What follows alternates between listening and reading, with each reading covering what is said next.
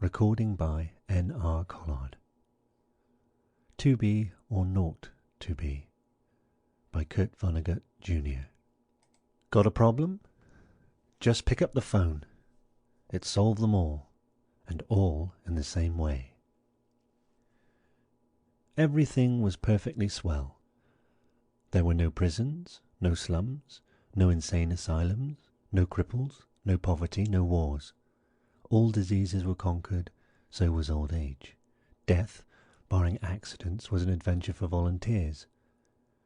The population of the United States was stabilized at 40 million souls. One bright morning, in the Chicago Lying-In Hospital, a man named Edward K. Whaling, Jr. waited for his wife to give birth. He was the only man waiting. Not many people were born a day anymore. Whaling was 56, a mere stripling in the population whose average age was 129. X-rays had revealed that his wife was going to have triplets. The children would be his first. Young Whaling was hunched in his chair, his head in his hand. He was so rumpled, so still and colourless, as to be virtually invisible. His camouflage was perfect, since the waiting room had a disorderly and demoralised air too. Chairs and ashtrays had been moved away from the walls. The floor was paved with spattered drop cloths. The room was being redecorated. It was being redecorated as a memorial to a man who had volunteered to die. A sardonic old man, about 200 years old, sat on a stepladder, painting a mural he did not like. Back in the days when people aged visibly, his age would have been guessed at 35 or so. Aging had touched him that much before the cure for aging was found. The mural he was working on depicted a very neat garden. Men and women in white, doctors and nurses, turned the soil, planted seedlings, sprayed bugs, spread fertilizer. Men and women in purple uniforms pulled up weeds, cut down plants that were old and sickly, raked leaves, carried refuse to trash burners. Never, never, never, not even in medieval Holland nor old Japan, had a garden been more formal, been better tended. Every plant had all the loam, light, water, air, and nourishment it could use.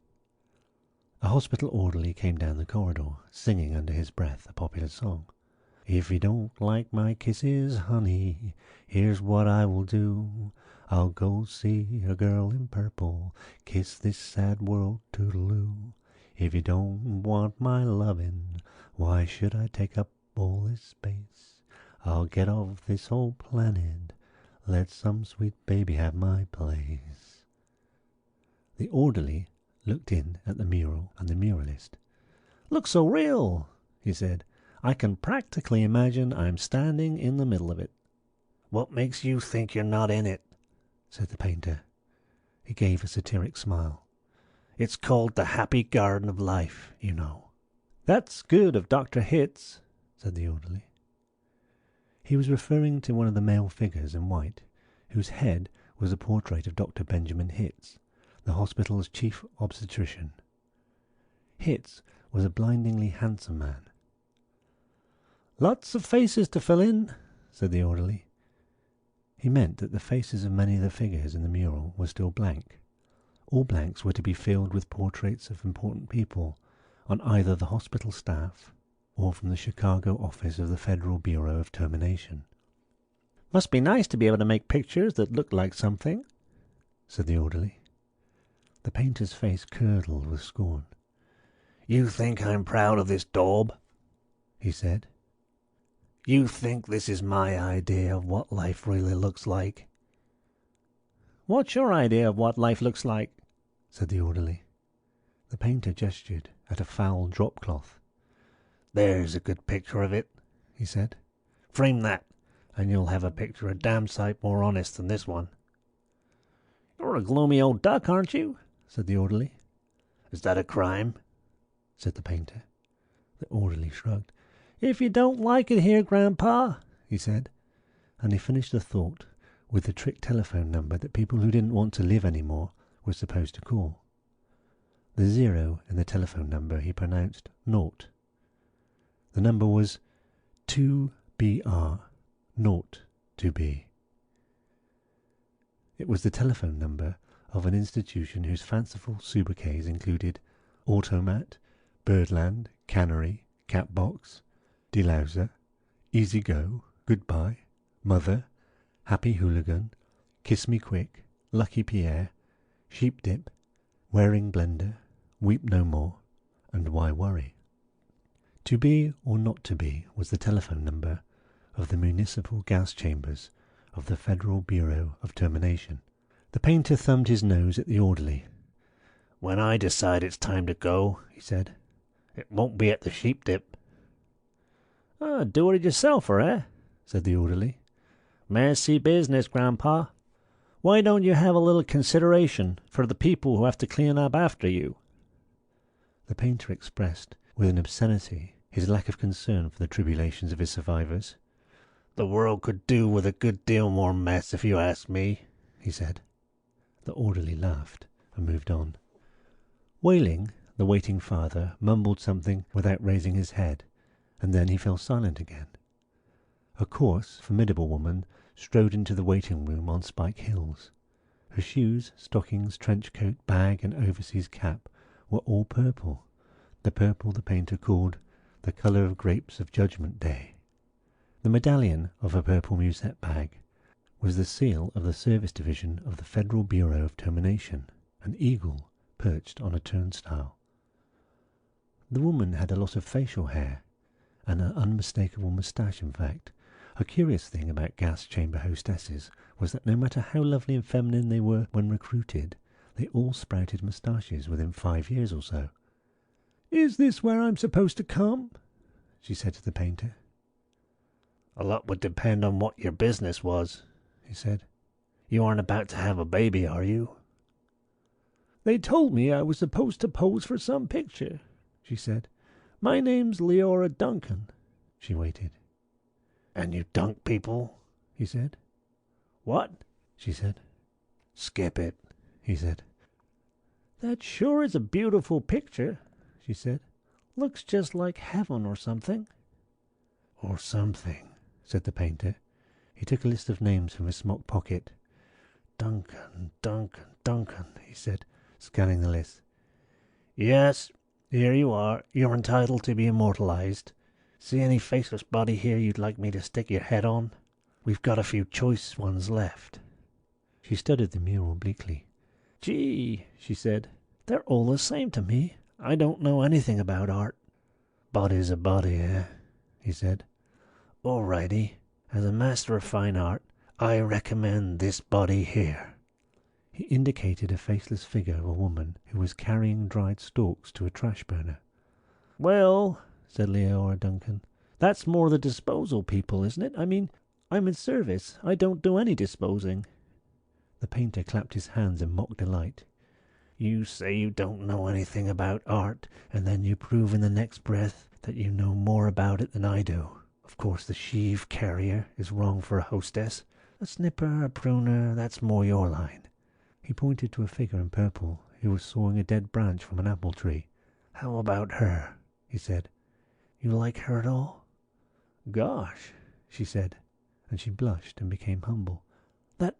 That puts me right next to Dr. Hitz." "That upsets you?" he said. "Oh, good gravy, no," she said. It's just such an honor." "Ah, you admire him, he said. "Who doesn't admire him?" she said, worshipping the portrait of Hitz. It was the portrait of a tanned, white-haired, omnipotent Zeus, 240 years old. "Who doesn't admire him?" she said again. "He was responsible for setting up the very first gas chamber in Chicago." "Nothing would please me more," said the painter, "than to put you next to him for all time. Sawing off a limb. That strikes you as appropriate?" "That is kind of like what I do," she said. She was demure about what she did. What she did was make people comfortable when she killed them. And while Leora Duncan was posing for her portrait, into the waiting room bounded Dr. Hitz himself. He was 7 feet tall, and he boomed with importance, accomplishments, and the joy of living.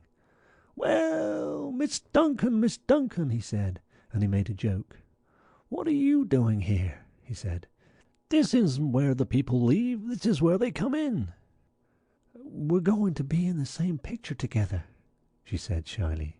"Good," said Dr. Hitz heartily. "And say, isn't that some picture?"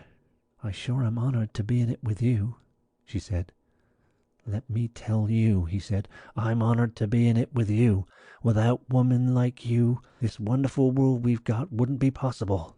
He saluted her and moved toward the door that led to the delivery rooms.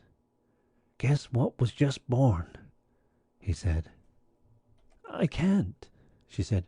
"Triplets," he said. "Triplets," she said. She was exclaiming over the legal implications of triplets. The law said that no newborn child could survive unless the parents of the child could find someone who would volunteer to die. Triplets, if they were all to live, called for 3 volunteers. "Do the parents have 3 volunteers?" said Leora Duncan. "Last I heard," said Dr. Hitz, "they had 1 and were trying to scrape another 2 up." "I don't think they made it," she said. "Nobody made 3 appointments with us. Nothing but singles going through today, unless somebody called in after I left. What's the name?" "Whaling," said the waiting father, sitting up, red-eyed and frowsy. "Edward K. Whaling, Jr. is the name of the happy father-to-be." He raised his right hand, looked at a spot on the wall, gave a hoarsely wretched chuckle. "Present," he said. "Ah, Mr. Whaling," said Dr. Hitz. "I didn't see you." "The Invisible Man," said Whaling.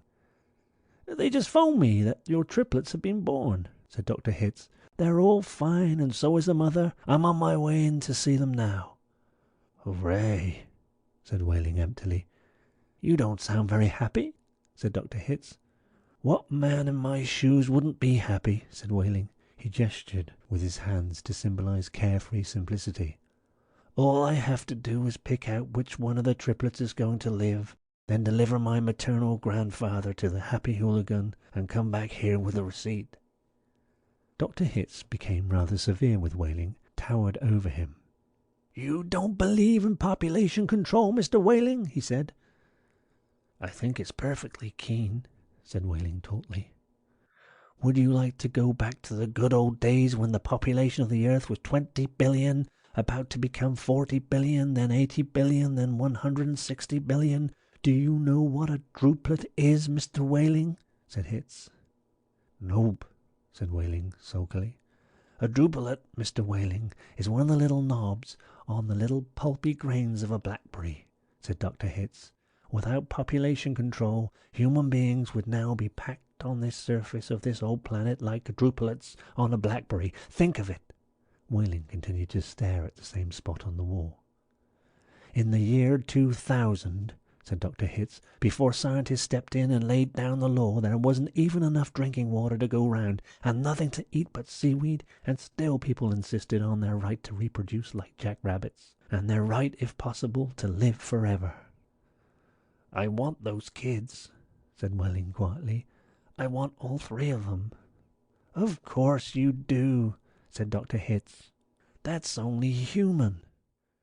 "I don't want my grandfather to die either," said Whaling. "Nobody's really happy about taking a close relative to the cat box," said Dr. Hitz, gently, sympathetically. "I wish people wouldn't call it that," said Leora Duncan. "What?" said Dr. Hitz. "I wish people wouldn't call it the cat box and things like that," she said. "It gives people the wrong impression." "Oh, you're absolutely right," said Dr. Hitz. "Forgive me," he corrected himself, gave the municipal gas chambers their official title, a title no one ever used in conversation. "I should have said Ethical Suicide Studios," he said. "That sounds much better," said Leora Duncan. "This child of yours, whichever one you decide to keep, Mr. Whaling," said Dr. Hitz, "he or she is going to live on a happy, roomy, clean, rich planet thanks to population control, in a garden like that mural there." He shook his head. 2 centuries ago, when I was a young man, it was a hell that nobody thought could last another 20 years. Now centuries of peace and plenty stretch before us as far as the imagination cares to travel." He smiled luminously. The smile faded as he saw that Whaling had just drawn a revolver. Whaling shot Dr. Hitz dead. "There's room for one, a great big one," he said. And then he shot Leora Duncan. "It's only death," he said to her as she fell. "There, room for two." And then he shot himself, making room for all three of his children. Nobody came running. Nobody seemingly heard the shots. The painter sat on the top of his stepladder, looking down reflectively on the sorry scene. The painter pondered the mournful puzzle of life demanding to be born, and, once born, demanding to be fruitful, to multiply, to live as long as possible, to do all that on a very small planet that would have to last forever. All the answers that the painter could think of were grim, even grimmer, surely, than a cat box, a happy hooligan, an easy-go. He thought of war. He thought of plague. He thought of starvation. He knew that he would never paint again. He let his paintbrush fall to the drop cloths below, and then he decided he had had about enough of life in the happy garden of life too, and he came slowly down from the ladder. He took Whaling's pistol, really intending to shoot himself, but he didn't have the nerve. And then he saw the telephone booth in the corner of the room. He went to it, dialed the well-remembered number, 2B R02B. "Federal Bureau of Termination," said the very warm voice of a hostess. "How soon could I get an appointment?" he asked, speaking very carefully. "We could probably fit you in late this afternoon, sir," she said. "It might even be earlier if we get a cancellation." "All right," said the painter. "Fit me in, if you please." And he gave her his name, spelling it out. "Thank you, sir," said the hostess. "Your city thanks you, your country thanks you, your planet thanks you, but the deepest thanks of all is from future generations." The end. 2B R0 to B by Kurt Vonnegut, Jr.